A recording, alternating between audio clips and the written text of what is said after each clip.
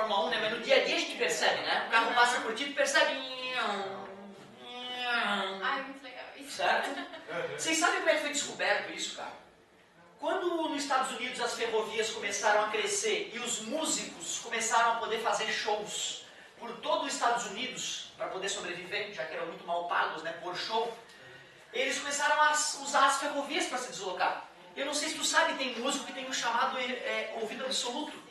O cara que tem ouvido absoluto, ele consegue detectar a nota musical sem uma comparação. O músico normal, ele faz um lá no violão dele e escuta um barulho, ao mesmo tempo que ele joga do lado do violão dele. Aí ele compara as notas musicais e fala, não, isso aí é um ré. O cara que tem ouvido absoluto, ele olha uma geladeira vibrando, ó, tá vibrando em lá. Ele fala, é uma doença, ele é como se ele visse uma cor. Sabe que olha azul? Tu não precisa do vermelho para saber que é azul, né? Sabe? Eu olho azul, eu vejo azul. O cara que tem ouvido absoluto é assim, ele escuta um som e ele fala, ó, isso é ré.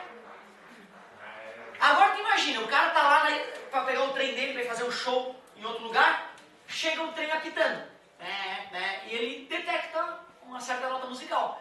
Quando o trem está parado e apita de novo, ele, ué, desafinou? Não é possível. Ele percebia que o apito do trem tinha uma nota musical quando o trem estava parado e nota musical levemente diferente na chegada e na saída do trem da estação. Imediatamente o músico deve ter percebido que o fato de o trem estar se deslocando alterava a frequência do som emitido pelo trem.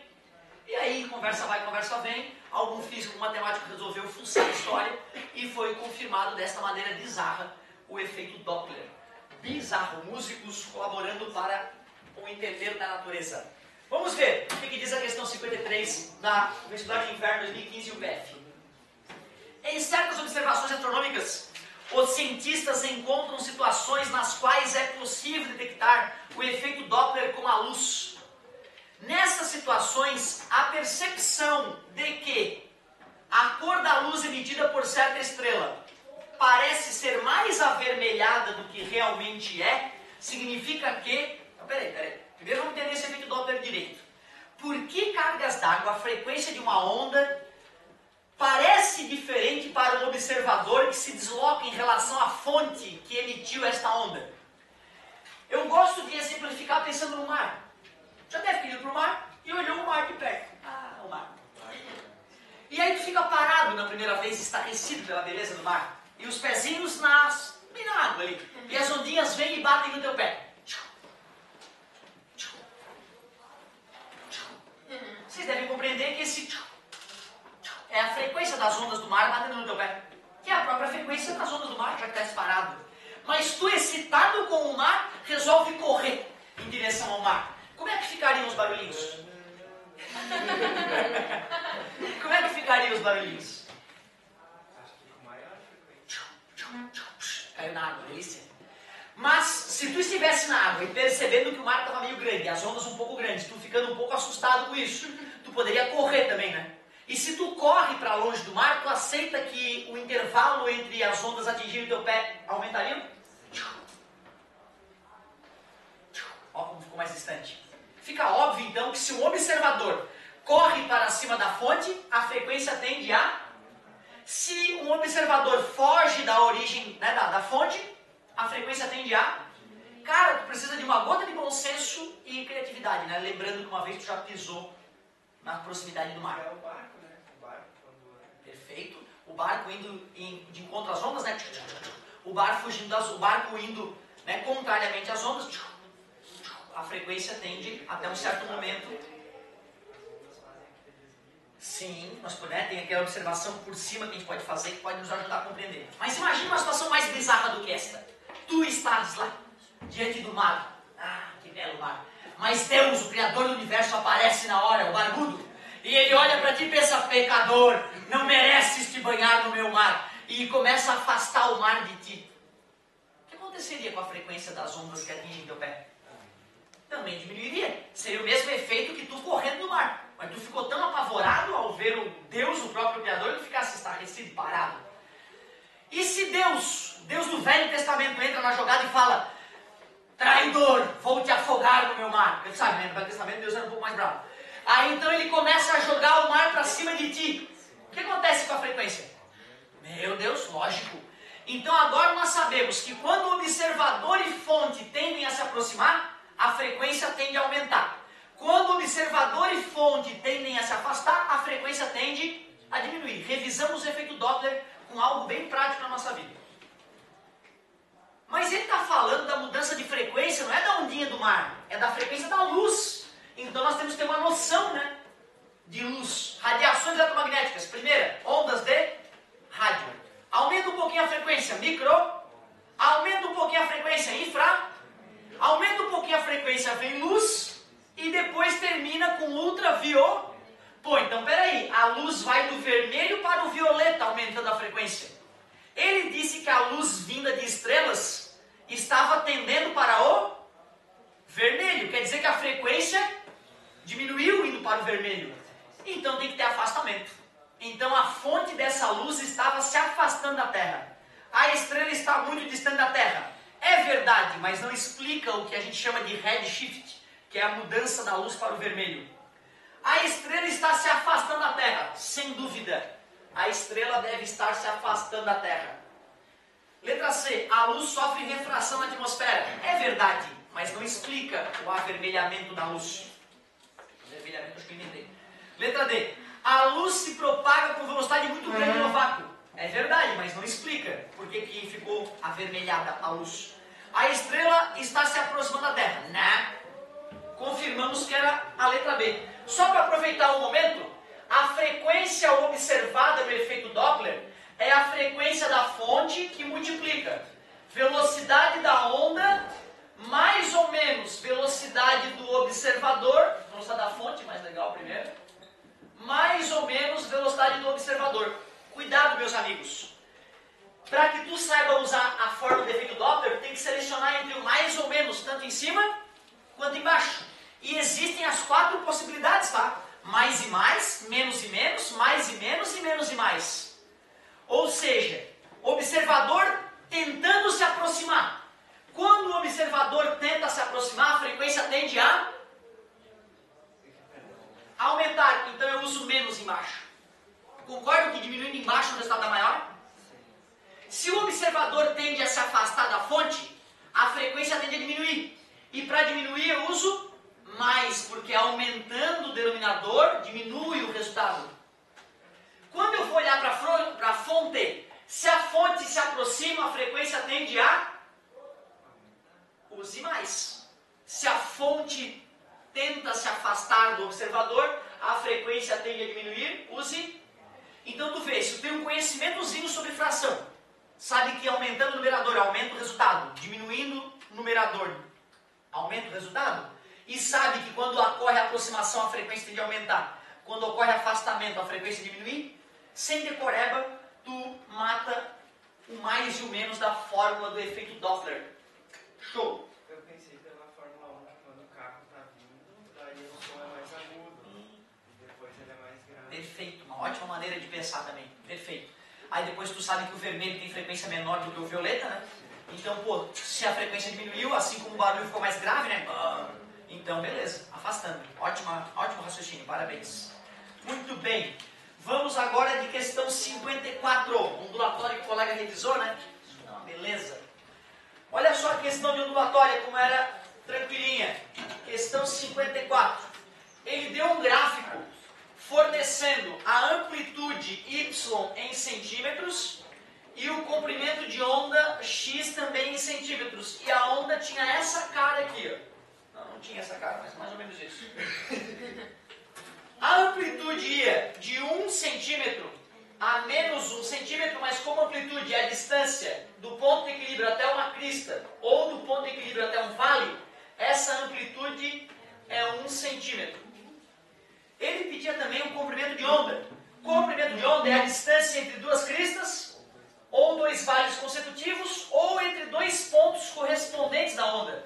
Como essa onda completou uma oscilação e vai começar a se repetir, eu posso pegar a distância entre esse ponto e aquele ponto. Isso, 8 centímetros é o comprimento de onda que a gente chama de lambda. Mas ele também pedia a frequência. E aí tem a famosa equação fundamental das ondas. Veja o que uma lambda faz.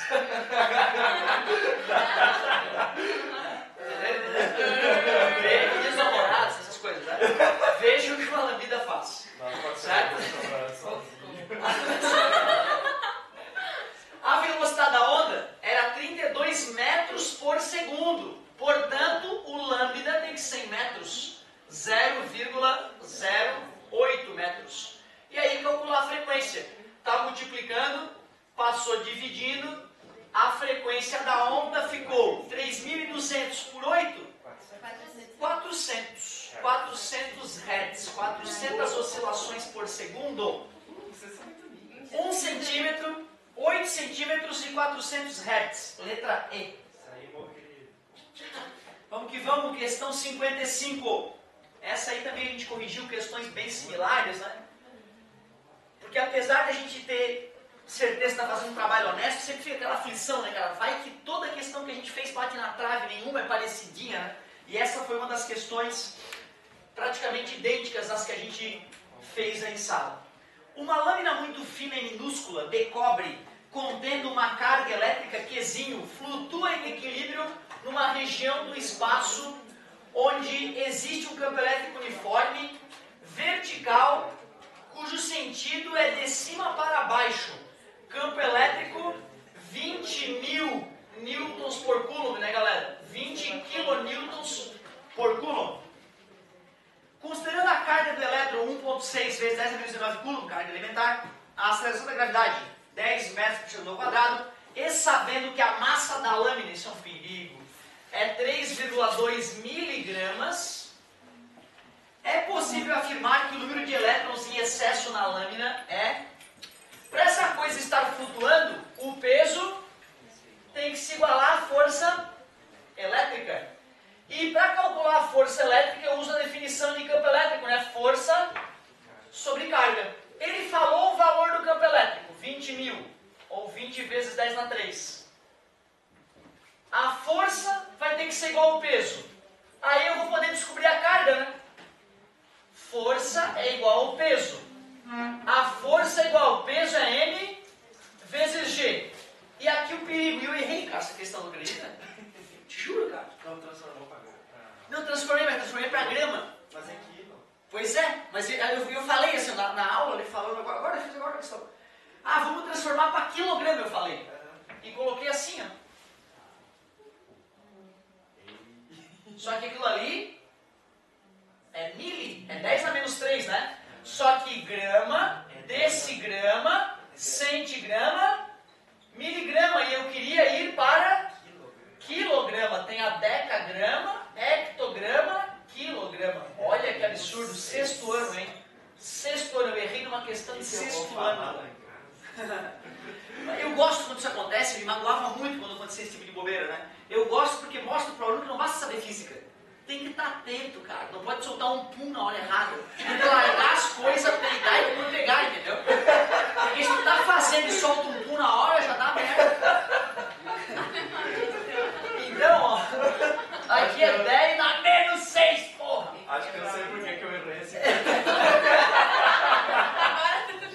Tá explicado, né? A força, então, é 3,2 vezes 10 na menos 5 newtons. Outra, né? Em algumas outras questões, o erro óbvio não dava gabarito. Nas outras partes. Nessa questão, o erro dava gabarito. Isso que é o pior, né, cara? Então, força foi descoberta. E agora que eu descobri a força, eu substituo ali para achar o valor da carga. Está dividindo, passa multiplicando. Está multiplicando, passa dividindo. Substituindo o valor da força, a carga fica...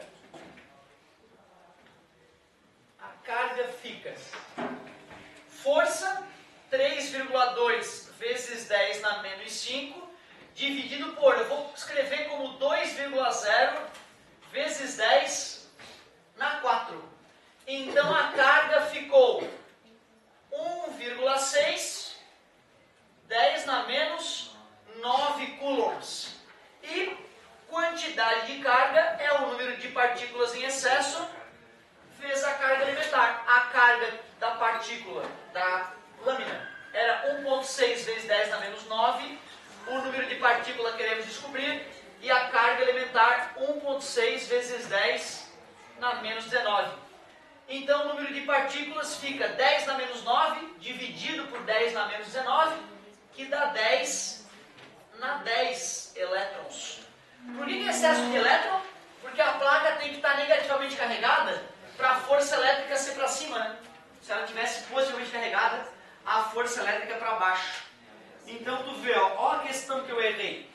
Eu vou te falar que eu não sei se no dia do vestibular eu cometeria o erro, né? Mas não tem essa desculpa, né? Eu errei, fui fazer na turma do lado, fiz todo feliz, a galera também veio comigo na correção na boa, a colega, professor, não deu gabarito.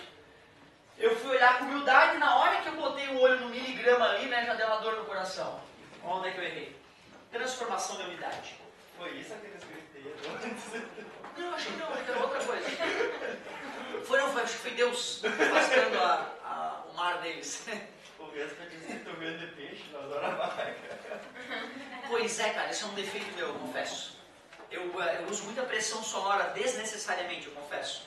Mas é porque eu estou acostumado a dar aula com uma turma cheiona e para crianças que não foram educadas em casa. Então, tem que botar uma pressão a mais. Mas eu confesso, é um erro. E pode até diminuir o meu tempo de vida em sala de aula, né, cara? É uma coisa grave, o senhor não pode bobear. Imagina, o calo vocal aí arrebenta na minha profissão, né, cara? Tipo, um professor, eu conheci o Beethoven, lembra da filosofia? Beethoven? É, da filosofia. Não cheguei a conhecer, eu acho. Ele dá da filosofia que ele era meu professor, ele teve um calo. Não, eu tive colegas que teve calo e é complicado, cara, não pode bobear com isso não. Às vezes é operável, às vezes é uma coisa simples, né, mas às vezes dá uma encrenca maior aí, tu fica afônico, imagina. Questão 56. Agora que eu estou mais calmo. Já acabou. Já acabou. Valeu, galerinha. Muito obrigado pela paciência. Já voltamos à tarde.